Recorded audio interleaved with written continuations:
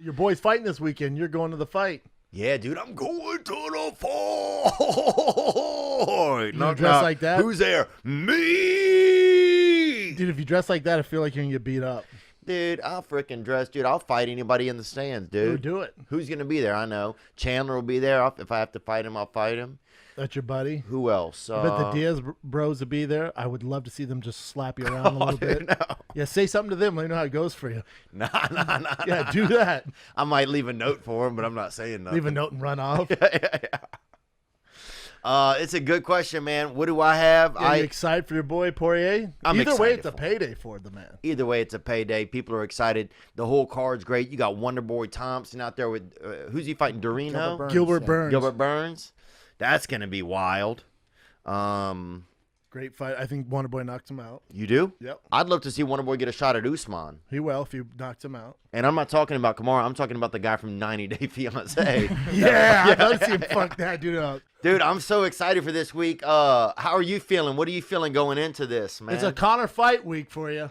Yeah, man, I'm anxious, and anxious in the best of ways. Obviously, I don't have to tell you guys this will be the first time that we have a full crowd in Vegas since March of 2020. I feel like this is as sought after a ticket in UFC history. Like, I'm getting text messages from people in my life that I haven't heard from in 5 to 10 years. So if that's an indicator, I think we're going to do a good number on pay-per-view. And I just think the most interesting part of this for me is that these dudes went like 6 or 7 years from fight 1 to fight 2. And now this third fight is happening only 6 months after that second meeting. So a lot obviously on the line in terms of the mixed martial arts legacy for both guys. But I don't know, man. I think from a betting perspective, I think if you like Conor, the price is a whole lot better than it was at UFC 257 earlier this year. Agree. It's a tough fight to call, though, right, Anik? Like, you look at the fight, you can't go based off 6 years ago when they first fought, two completely different fighters.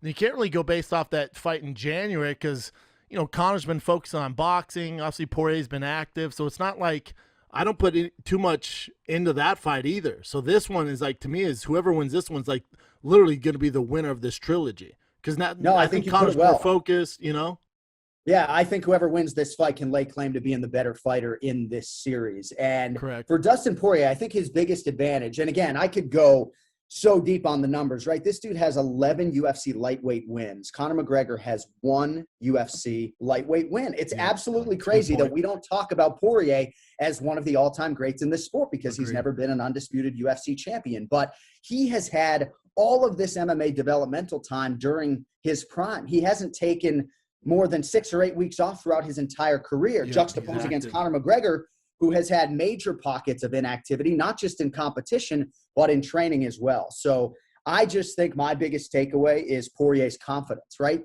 The reason he's not keeping things close to the vest, the reason why he's talking a whole lot is because he doesn't care. Like, confidence is overflowing that he doesn't care what he says. He thinks 9 times out of 10 he beats this man. Do you guys, and you guys, I know you talked about the fights that Dustin had. You guys, you didn't even mention the ones. Dustin used to fight dudes in Lafayette in front of the police station, bro, because he knew they were both getting arrested. Hilarious. So he would meet them at the police station to fight right there because he's such a nice guy. He didn't want the cops to have to travel. Here's the thing to me on this. And that's a true story. Yeah, I believe it. Great. Here's the thing to me on this fight. This fight, to me, is dictated on how much does Conor want it. Because Conor, he has more money than God. The proper whiskey sold. They reported $100 million. My sources say he's got way more money than that. Then he has all the money from the Floyd fight, and obviously he's making money from the UFC. So we know he has more money than God. To me, with Conor, it's like, are you willing to die in there? Because we know Dustin is. Dustin is a dog, man, and he doesn't get the respect he wants. So if Conor, if he can take it or leave it, he's going to get beat up. But if he's doing it for legacy, I think we got a real fight on our hands. Dustin told me he would fight the devil one time if he knew where he lived at. Isn't that crazy? He told me that. It makes sense. And he told me not to tell anybody, and I shouldn't have said anything. But you said it. But he now meant it's out. King in the